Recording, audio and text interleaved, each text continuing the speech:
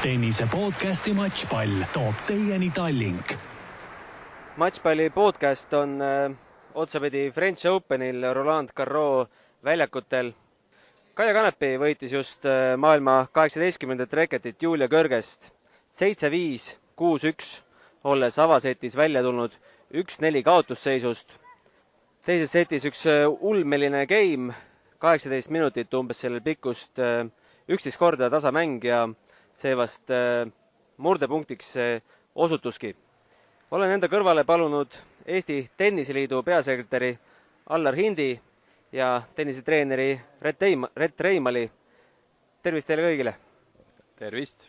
Rett, sinu kutsusin eelkõige sellepärast siia, et kohtusin sind eile ja nägin, et olid ka täna algusest peale väljakul erinevalt Allar sinust.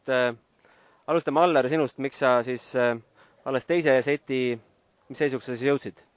No midagi ei ole teha, et töökohustused eile Eestimaal ei lubanud varem saabuda ja täna olin ka siin. Küll peaaegu mängu algusest alates, aga aia taga üritasin oma kohvrit ära anda, et sisse saada ja akrediteeringut teha. Aga jõudsin, ma arvan, õigel ajal ja nägin selle kõige parema osa ära. Kuidas sa mänguseisul seal rongis ja metroos silma peale hoidsid? Vaatasin ja vaatasin ka statistikat, jälgisin, et mis nagu mängus toimub, vähemalt nende numbrite põhjal ja ma arvan, et tegelikult võib-olla mängijad tegelikult tundsid teineteist ka mingis mõttes ja mõlemal oli selline mingis mõttes ka võidu võib-olla kartus või kohustus, või võidu võimalus, et tundsid, et on siin võimalus esimest ringist edasi saada ja võib-olla natuke selline rabe oli see mäng mõlemalt poolt ja lõpp eriti muidugi Kõrgese poolt. Rett, mida sina sellest mängust ootasid? Teada oli, et Kaial väga palju võistlusmänge ja väga palju häid võite eriti siin all ei olnud, et tervis ka nii, et vahel lonkab, vahel on hästi, et mida sa üldse sellest mängust ootasid? Me siin omavahel arutlesime ka selle mängu võimaliku lõppresultaadi üle ja ausalt öeldes täiesti 50-50 oli meie arvamus. Meile tundus treeneritega omavahel arutades siin, kes siin Prantsusmaa lahtistele on tulnud, et täiesti prognoosimatu meie arvates saab olema see mäng ja ausalt öeldes see mängu käik oli ka selline, et me ju ise nägime, et see oleks võinud ükskõik milliseid pöördeid võtta see mäng, aga lõpp hea, kõik hea. No see mäng algas vastastikuse murdmisega, siis pääses Kõrges veel ühe murdega ette ja läks ka 4-1 ette.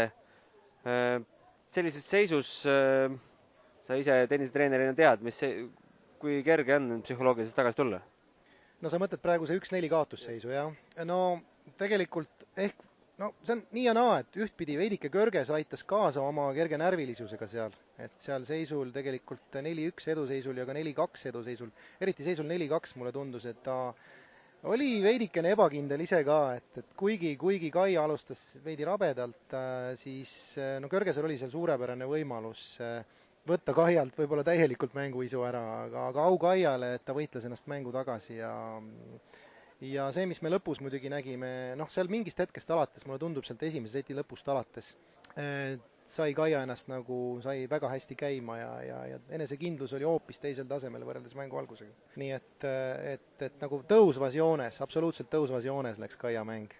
Selle kohta ütles ka Kaia ise, et algus oli hea, siis järgmised paar game'i oli väga rabe tema poolt, aga ta panigi selle väikse võistluskogemuse arvele, et sai mängu sisse, tundis ennast üha paremini. Jah, et mis seal torkas silma, et mida rohkem mängi edasi, seda selgem oli Kaia ülekaal tagajoone mängus. Et seal võib-olla Kõrges püsis mängus, seal eriti esimese seti lõpus ja teise seti alguses püsis suuresti tänu oma agressiivsele servile ja ka suhteliselt õnnestunud teisele servile. Aga seal juba esimese seti lõpus, teise seti alguses ja keskel üha rohkem ja rohkem tagajoone rallides oli Kaia initsiatiivi ja Kaia oli aktiivsem, Kaia oli stabiilsem. Nii et jah, ütleme tagajoone mängus oli selge ülekaal teises setis juba. Kuidas sulle hetkel Kaia liikumine tundus? Kas oli näha, et jalad avaldavad mingit mõju sellele või mitte, sest alguses olid ikkagi võrdlemisi lühikesed punktid? No tegelikult ma arvan, et seal ei olnud niivõrd see füüsilise taga ei olnud kinni, et noh, nii nagu Kaia ise ka mainis, ma saan aru, et intervjuus ütles, et vähene võistluspraktika oli ja teatud ebakindlus võib-olla oli aga koheselt seal seti lõpus juba oli näha, et kui ta ennast käima sai, ma ei ütleks, et seal suurt probleemi oli liikumises. Ma ei näinud seal suurt probleemi, nii et pigem see oli niisugune mentaalne moment oli seal mängus, eriti mängu alguses. No. Kaia võitis selle seti ära ja hakkas juhtuma siis teise seti kolmandas game'is maraton game, nagu ma juba ütlesin, 18 minutit. Jõudsid emotsioonid minna üles-alla seinast seina? Eks õigesti ütlesid, et see võis olla väga määrav game, et seal oli tõesti vist, ma ei tea, kas 11 tasamängu või palju neid oli, et väga-väga pikk game ja elasime seal kõvasti kaasa kõik Eesti fännid ka, et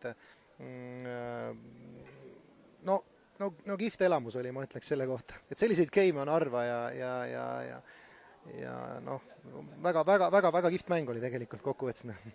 Küsisin Kaialt ka intervjuu lõpetuseks, et palju sa publikust toetust said, sest Kaia oli päris palju kuulda ja ütles, et sai väga palju, sest tunneb väga paljusid tribüünil olnud eestlasi isiklikult. Allar, on sul üldse aimu, palju Eesti fänne siin Pariisis on? Ma arvan, et igapäevaselt on selline 15-20 inimest kindlasti siin, et kas ta nüüd kõik terve 2 nädalat on, see on omaette, kuid on neid palju, et täpset numbrit ma kindlasti ei oska öelda, kuid nägin isegi mängul nii mõndagi tuttavat ja kes on siin ka järgnevad päevad kohal ja tean, et neljapäev-reede tuleb veel inimesi, et eks Prantsusmaa on ja Pariis on omaette nähtus ka eestlaste jaoks ja tennise mõttes, et siin on hea lihtne tulla, kes vähegi jaksab ja viitsib pileteid natukene sebida ja otsida ja tegeleda sellega, siis kergelt ligipääsetav koht, et ma arvan, et see on täiesti normaalne, et siin Eesti fänne palju on. No sel hetkel, kui sina tribüünile jõudsid, ma ei tea, kas sa ühtegi Julia game'i võitu üldse nägid? Ei näinud, et eks see ongi selline natuke nagu ei ole võib-olla päris õige selline pilt nagu sellest mängust ei jäänud, aga minu jaoks kõrges oli vähemalt need viimased game'id, just need üldse vist 7 game'i setis ja 12 lihtviga, et pea 2 lihtviga game'is, et ta ei suutnud küll oma mängu kuidagi kehtestada seal ja oli väga tujutu, et ei tea, kas see võis olla see big game, mis teda murdis. Loomulikult mängib see olulist rolli, et oled 1-1 peal, mängid pika game'i ja lõpuks kaotad ja esimesed punktid ka järgmises game'is, et kuidas lähevad, et eks see mänguisu sealt ära läks. No siin oli väga palju juttu enne mängu ka Körgese terviseprobleemidest, et 2 turniiri siin viimasel ajal on ta jätnud vigastuse tõttu pooleli, Stuttgart ja Rooma. Esimene sel juhul siis kaelaprobleemi tõttu, mis ulatus ka närvide kaudu siis sõrmedeni, et ta ei saanud mängu jätkata, sest sõrmed olid lukus. Ja siis Roomas pidi reie tagalihase või reielihase probleemi tõttu pooleli jätma. Red, kas sul kordagi käis peast selline mõte ka läbi, et võib-olla see ei olegi ainult vaimne murdumine, mis seal väljakul toimus, vaid võisid olla ka füüsilised põhjused? No kindlasti võisid olla, et otseselt visuaalselt ei olnud seda nagu ei olnud võimalik täheldada, aga me teadsime ka, vaadates neid eelnevaid kohtumisi, mis olid nii Kaial kui ka Körgesel olnud, et ega kumbki ei tulnud sellele mängule peale väga niisuguse, kuidas öelda, väga enesekindla fooniga. Et seetõttu oligi raske prognoosida. Siin omavahel arutlesime, et kes teab, et kas üks mängija mängib mängu lõpuni, kas teine mängija mängib mängu lõpuni, mis pöörded seal võivad tulla, et väga raskesti prognoositav, et suurepärane, et niimoodi läks. Aga mis torkas silma veel Kaia mängu puhul oli see, et ikkagi ta ilmselgelt muutus enesekindlamaks ja mängu tase tõusis selgelt, ma ütleks, esimese seti teises pooles. Et oli näha, võib-olla oligi seesama, nagu Kaia ütles, et ta oli vaja sellist mängu sisse elamist ja polnud häid matše saanud palju, et seal oli selge vahe tuli sisse. Just selles mängutaseme tõus oli silmaga nähtav, oli esimese seti lõpus, teise seti alguses. Kui need terviseprobleemid välja jätta ja ütleme, et Kaia ise ütles ka, et praegu on täiesti valuvaba, kas ta mängib oma elu parimate päevade tasemel? selle mängu järgi on raske otsustada, ma arvan, et ega vastane ka parimat mängu ei mänginud ja kindlasti ka Kaia oma parimat mängu ei mänginud, et see mäng ei anna meile seda pilti, aga kui tal nüüd õnnestub mõni matš veel saada, kes teab, mõned ringid võita, siis selge on see, et ega siin lihtsamaks midagi ei lähe, et läheb keerulisemaks kogu aeg, et võib-olla saame näha tema parimate päevade tennist veel, miks mitte noh. Teises ringis vastaseks kas Sheng või Leptšenko, vastavalt siis 50. edetabeli kohal paiknev hiinlanna ja 129. kohal asetsev ameeriklanna. Enne selle salvestuse algust hiinlanna juhtis esimest seti kindlalt 5-0. Sellise seisu pealt tundub küll hetkel, et kisub see ühte sadamasse. Ilmselt kui kuulajad seda podcasti kuulevad, siis on ka Kaia järgmine vastane teada. Need vastased, Allar, mis mõtteid tekitavad, on Kaiale jõukohased? Kindlasti on jõukohased, et ma ei tea, kas nad omavahel mänginud on või ei ole, aga Leptšenkoga on ta kindlasti mänginud ja minu mälu järgi viimane kord võitnud, aga Hiina mängija, ma arvan, kõik tegelikkuses suhtkoht, jällegi uus päev, uus mäng, väga 50-50 võrdsete heitlus tuleb seal väljaku peal. Eks siin tulebki nüüd minu jaoks täna Kaia lõpetas selle mängu väga positiivselt ja suure sellise energiaga ja ta tahtis võita, ma arvan, rohkem kui kõrges, mis iganes probleemid kõrgesel olid. Ja see annab ka järgmiseks mänguks, ma arvan, sellise hea tunde, et ta läheb sinna tervise mõttes hea tundega mängima, füüsiliselt tunneb ennast hästi. Ja eks see mängupraktika on, nagu ta ise ütleb ka, et võib-olla selline küsitav, et kas nüüd selle ühe mängu pealt tuleb see tagasi, ei tule tagasi, mingisugune hea tunne. Aga eks see on Grand Slam, see on teine ring, mängijad suhtvõrdsed kõik, nii et kõike võib juhtuda, et raske on midagi ennustada, et mis ja kuidas, aga 2 seti on vaja võita ja ma loodan, et Kaia teeb seda. Sheng või Leptšenko, palju sa, Rett, oled nende mänge üldse juhtunud nägema? No kui ma nüüd õigesti mäletan, Shuai-Zhang oli ta vist või? Peaks olema küll, jah. Vist oli, jah. Nüüd sassi ja sest neid on päris palju sellenimelisi mängijaid. Et minu teada on raske vastane, et kui nüüd Sheng peaks võitma, siis midagi lihtsalt sealt ei tule. Mis Kaia kasuks räägib, on see, et see Grand Slami formaat peaks talle justkui sobima. Et ta ei pea järjest iga päev mängima, et ta saab taastuda, võib-olla tal isegi pikemaid mänge siin 3-setilisi, aga kui tal on päev vahet või isegi mingitel juhtudel võib ka 2 päeva vahet olla, siis see peaks sobima, nii et kogu küsimus on mängutunnetuse nii-öelda tagasisaamises ja tänane mäng ausalt öeldes tekitas küll sellise tunde, et miks mitte edasi liikuda nii mõnegi ringi veel, nii et see ma ei hakka kunagi ütlema, et see nii-öelda kuulus lause, et tabel on hea või tabel on kehv, et see on selline väga selline, ütleme nii, et pigem seda ütlust ei kasutaks, et kas on hea tabel või kehv tabel, et see sõltub nii palju päevast, aga kui Kaia mängib oma mängu, siis kõik on võimalik. Ärme isegi hakka vast igaks juhuks ettepoole luurama. Kaia ütles, et tema vaatas ka alles täna pärast oma võitu, kes tema järgmised vastased võivad olla ja edasi pole mõelnud ega vaadanudki. Aga siin Pariisis alustab homme ka Anett Kontaveit, kes on päris korralikult ennast praadida saanud siin juba neljapäeva hommikust peale siin mänginud ja alles teisipäeval mäng vastaseks Tšehhi tõusev täht Karolina Muhova, kes alles tänavu märtsis tõusis maailma top 100 sekka. Aneti võimalustest, mis sa arvad, Rett? Ma ausalt pean tunnistama, et ma selle vastase mängu seda vastast ei tunne tegelikult. Aga kui nüüd rääkida puhtalt Aneti seisukohast, siis eks eeldatavasti sõltub ka väga palju Anetist seal, Anetist endast. Aga nii palju, kui ma olen neid intervjuusid ja kommentaare kuulnud, siis seis peaks okei olema, nii füüsiliselt kui ka vaimselt, nii et alati ütleme sellel tasemel tihtipeale võib-olla inimesed imestavad, et oi, et kaotas seal esimene ring, kaotas seal teine ring, et see konkurents on niivõrd tihe, niivõrd, kuidas seda õiget sõna kasutada, ränk konkurents on tipptasemel, et kui me siin ka oleme vaadanud kvalifikatsioonimänge juba, et ka kvalifikatsioonitase on ääretult kõrge siin ja aasta-aastalt läheb kõrgemaks. Ja miks ma seda räägin, ongi see, et selle sama jutu jätkuks, et kui Anett on siin kaotanud küll esimeses, küll teises ringis 2 viimasel turniiril, siis selle konkurentsi juures pidevalt saavutada väga häid tulemusi. Selleks on suutelised võib-olla mõned väga üksikud mängijad absoluutsel tipptasemel. nii et selles suhtes mingisuguseks nagu suureks ärevuseks kindlasti põhjust ei ole, ma arvan.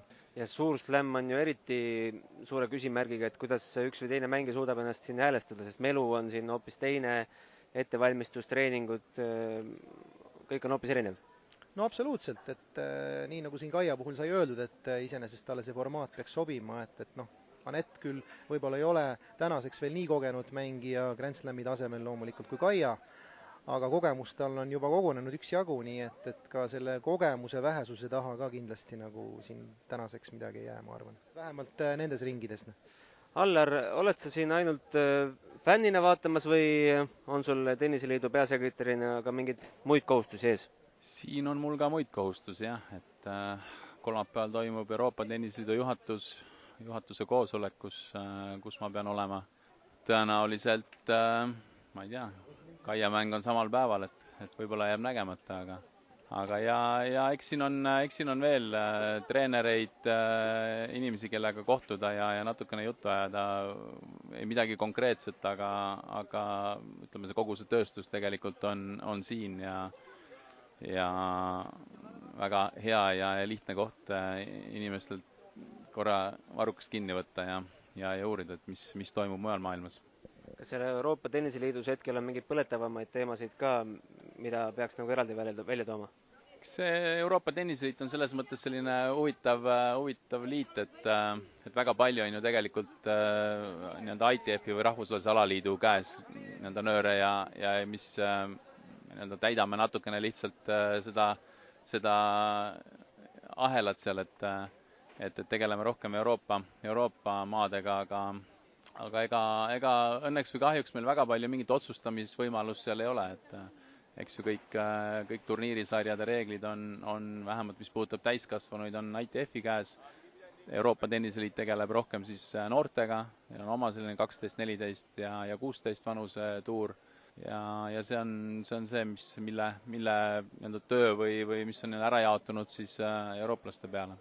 Rett, sa olid siin juba eile ka kohal ja täna ka juba poolest päevast mänge käinud vaatamas. Mida huvitavat sa veel oled siin vaadanud ja mis mulje need mängud on jätnud? No tegelikult olen siin juba alates eelmise nädala kolmapäevast ja sai vaadatud seda turniiri alates kvalifikatsiooni teisest ringist. Ja nii nagu ma enne mainisin, et see tase on ääretult ühtlane, konkurents on ääretult karm. Mis silma torkabki, on väga tihe konkurents nii naiste kui meeste tennises. Allariga ka rääkisime siin, et eks ta on iga aastaga on see mängutase siin ainult tõusnud ja mäng on läinud nii meeletult kiireks ja agressiivseks ja füüsiliseks. Et see on, mina isiklikult olen varem käinud ainult Wimbledoni vaatamas ja nüüd siis otsustasin tulla French Openile ja ei pea kahetsema seda, mis siin nähtud on. Et jah, silma torkab see meeletu konkurents ja ääretult intensiivne mäng, panustatakse absoluutselt igasse punkti, igasse lööki, igasse olukorda. No konkurents on väga tihe igal juhul ja seda on väga lahe vaadata. Kuidas sa melu poolest Wimbledoni ja French Openit võrdleksid? Silma torkab võib-olla see, et siin ei ole nii palju valgeid tosse, valgeid pükse ja kaabusid ja inimestel ei ole maasikakorve käes, aga kuidas sa need kahte asja võrdleksid?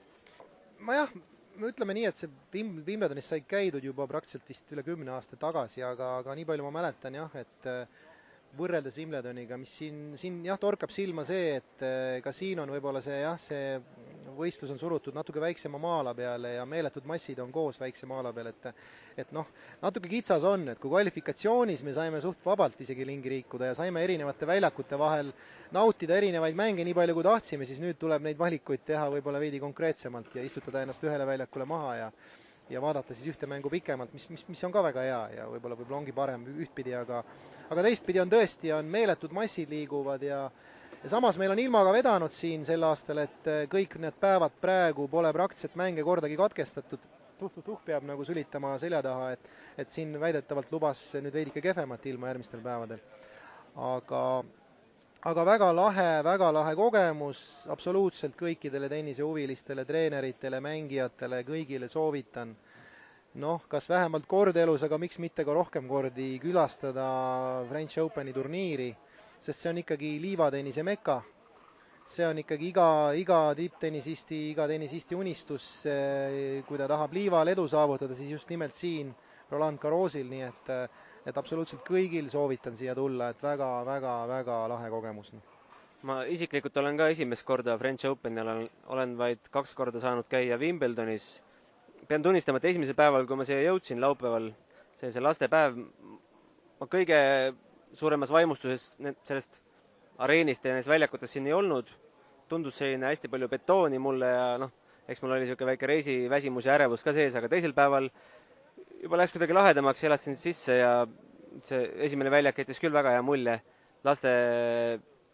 Lastepäeval vaatasin Federeri treeningut, täis maja, 10 000 pealtvaatajat, see suuruselt teine väljak, Suzanne Lenglen, eks.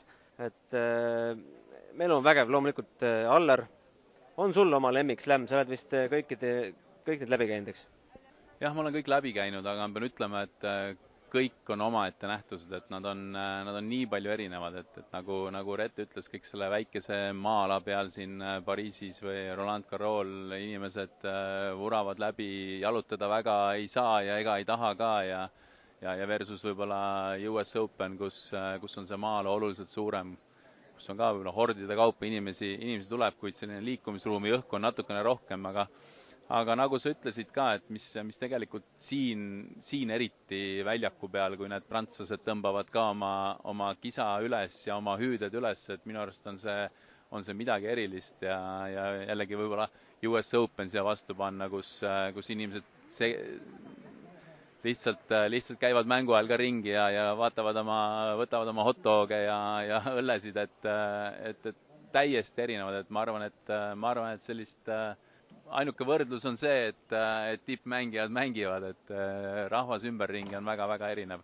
Aga ja sellepärast ma pean ütlema, et mul tegelikult ei olegi väga palju sellist nagu lemmikut, et nagu kõik on erinevad, aga see melu on tõesti sama, ei nimeta, eks ole, Austraaliat siin, aga täpselt samamoodi seal, et ansamblid mängivad väljakute ääres või peaväljaku ääres ja selline pidu käib tegelikult, et see on ümberringi festival, et see on hästi äge kogemus ja et vähegi, kellele tennis meeldib ja kes tahab näha heal tasemel tennist, siis ma soovitan kindlasti kuhugi Grand Slamile vähemalt proovida minna, et see on omaette vaatamisväärsus. No ma olen kuulnud välismaa ajakirjanikelt, et väga paljudel, need, kes saavad üle ookeani käia, on lemmik just Australian Open ja sama ka vormeli ajakirjanikelt. Ma käisin viimati nüüd Barcelona etappi vaatamas, et selline uus hooaeg, uus ootus, kõik on kuidagi hoopis teises meeleolus, et oled sa seda täheldanud võrreldes nüüd selle French Openiga, et Austraalias on kuidagi see foon vähe teine? Jällegi on. Austraallased ise juba on minu arust täielikult spordifanatid ja spordihullud. Et ma olen alati toonud näitanud samad Kirgios ja Kokinakis, kui nad tõusid nii-öelda, said vist wildcardi ja said Austraaliale peale, kuidas nad seal, üks jõudis 3.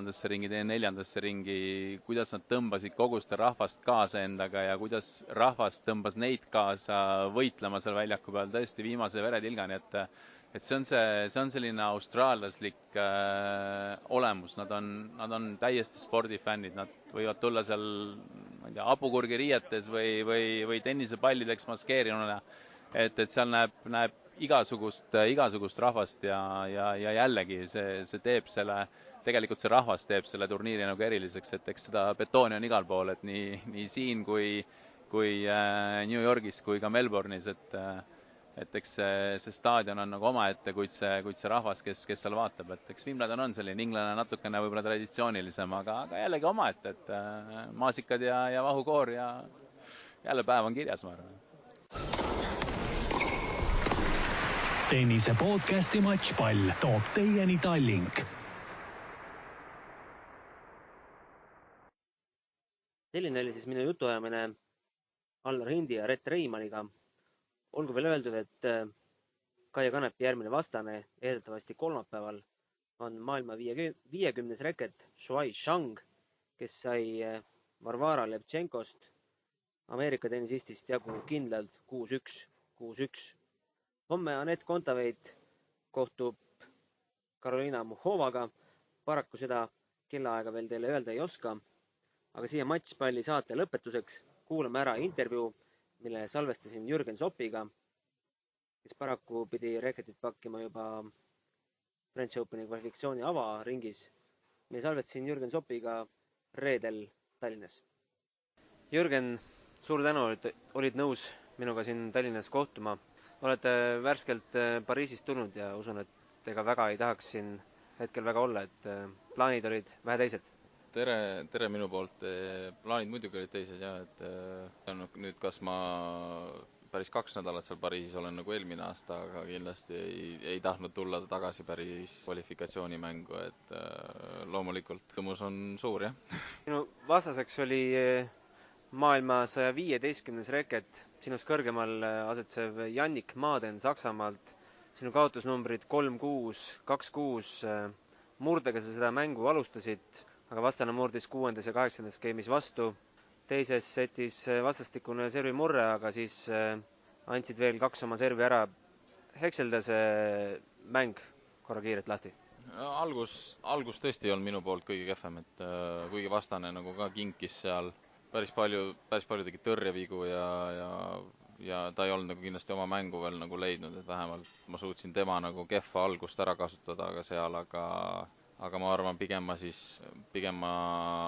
oli see mäng nagu ikkagi minu vigade rohke ja vastane, ütleme, pidi mängima oma sellist keskmist mängu, mis on suhteliselt vigadevaene mäng ja ta ise väga agressiivse mänguga ei ole, pigem üritab nagu stabiilsena mängida ja võib-olla siis avada natuke nurki väljakul ja panna mind nagu liikuma, et see tal õnnestus ja aga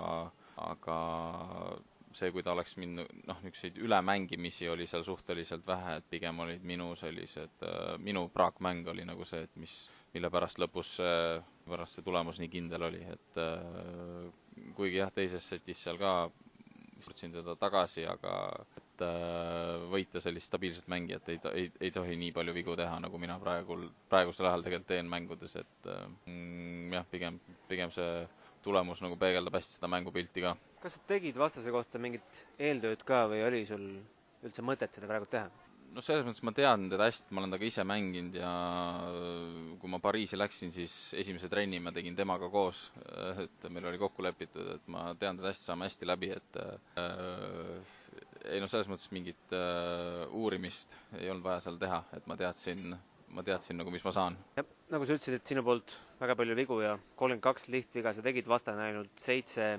Kas selle lihtvigade taga hetkel on midagi vaimset? Ma arvan, tennis on nagu nii kompleksne spordiala, et kui miski seal nagu logiseb, siis lõpuks jah, mis väljakul juhtub, on vigade rohke mäng, et kindlasti minu mingi vigade põhjused ei ole, ma arvan, praegu tehnilised ega füüsilised, et lihtsalt kuna viimased 8-9 kuud on olnud tõesti väga keerulised mängu poolest ja treeneriga otsustasin koostöö lõpetada ja ütleme lihtsalt lisaks veel selline päris suur vaimne väsimus, mis mind päris pikalt juba vaevab, et ja sellelt tulenevalt on nii-öelda kaotusi palju ja kui kaotusi on palju, siis on ka mängitud mängude arv on väike, et see on niisugune halb lumepalli efekt, mis läheb nagu käima ja mis väljendub lõpus sellises, ütleme, praagis mängus, et praegult jah, selline see olukord on. Vasturohtu sa sellele nii-öelda augule näed, et lähed sa edasi Challengeri turniiridega või teed võib-olla sammu tagasi ITF-i poole, et saaks rohkem mänge alla, mis su hetkel selline rohimise peas oled valmis mõelnud, mis see oleks? Eks minu ranking, niikaua kui mul ikkagi võimaldab mängida Challengere, siis ma neid mängin, et nüüd mul lähevad Pariisi punktid maha, kukun kõvasti ja siis suvel läheb veel punne maha, eriti juuli lõpus, et et aga niikaua, kui ma saan ikka Challengeridel mängida, siis ma mängin nendel, et ITF-idele lähiajal ei ole siin küll nüüd plaani minna, et eks ma ise praegu tunnen, et nagu pea ees uusi turniire mängima minna ei ole mõtet, et ma siin võtsingi väikse nüüd vahe ja treenin Tallinnas äkki kunstmuru peal ja järgmine turniir ongi 10. juunil juba muruturniir Inglismaal, et ma arvan, pigem võiks nagu kasuks tulla nagu väike vahe ja siis vaja teha nagu head trenni.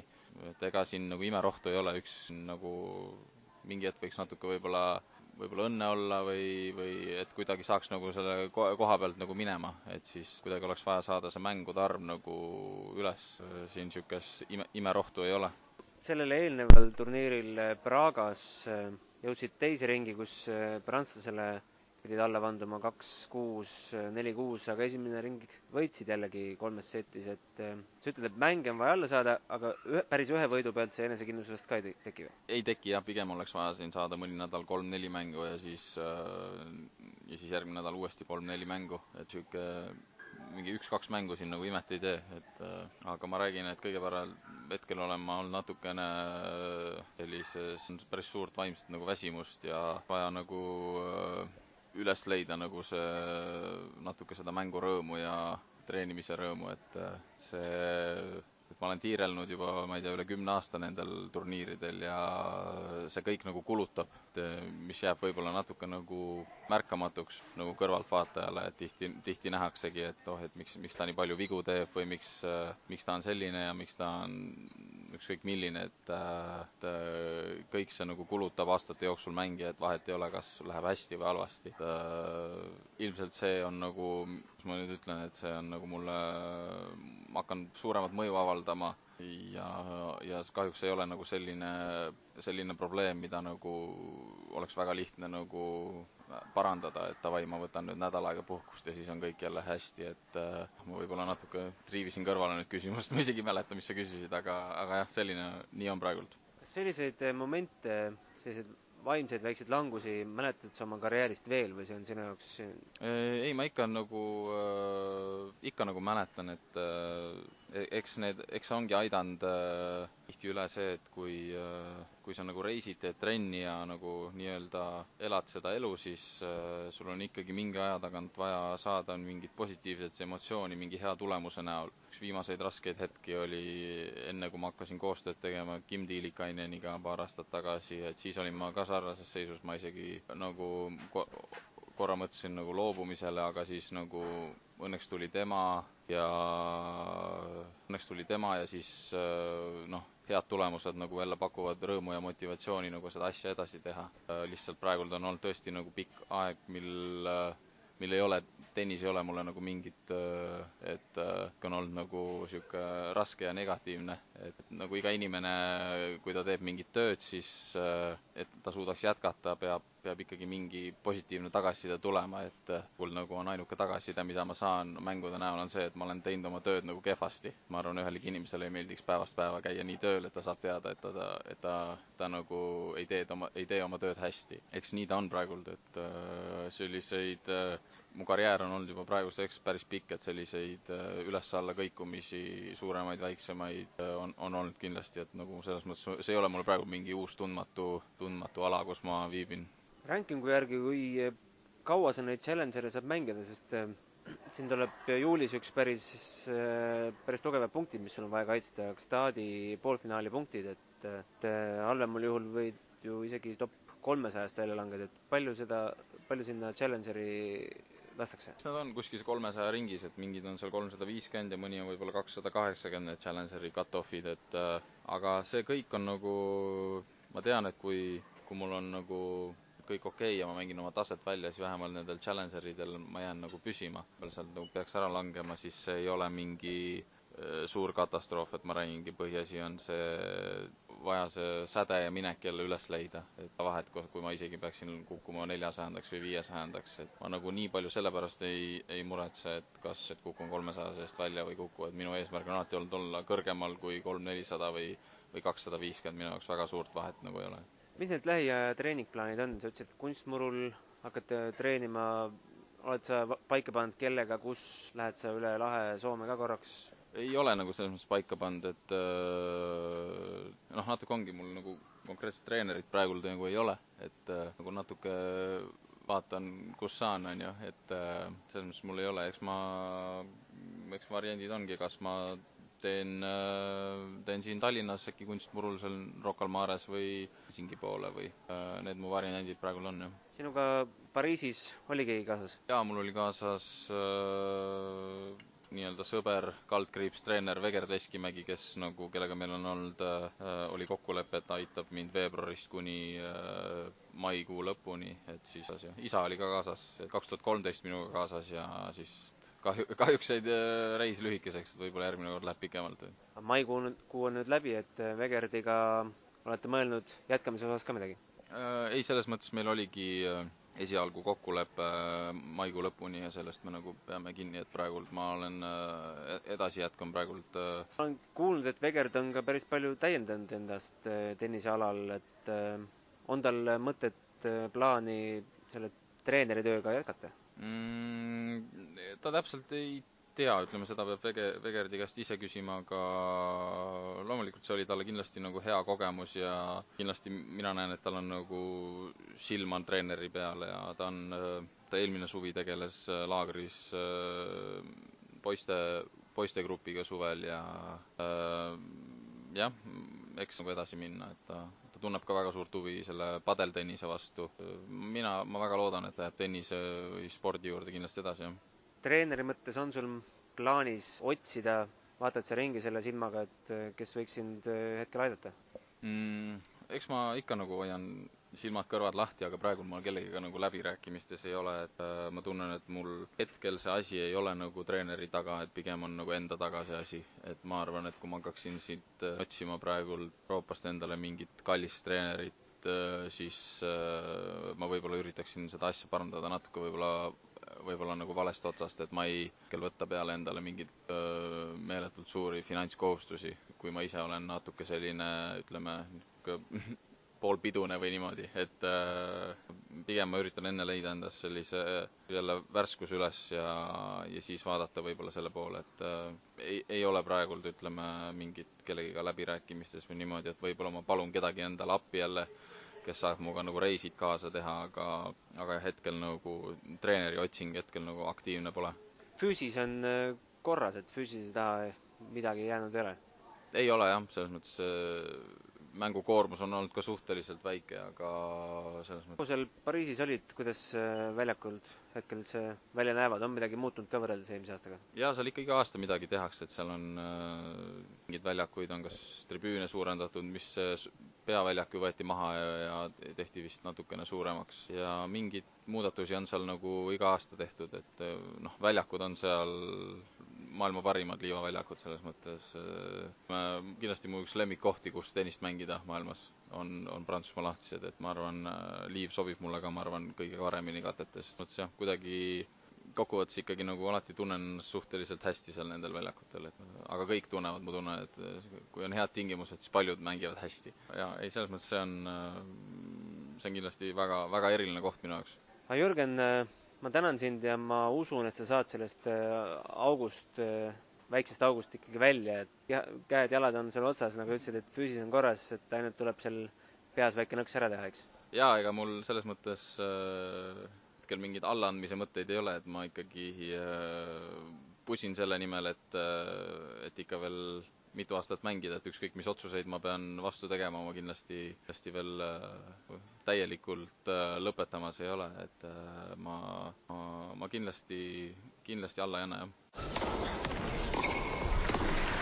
Tennise podcasti Matšpall toob teieni Tallink.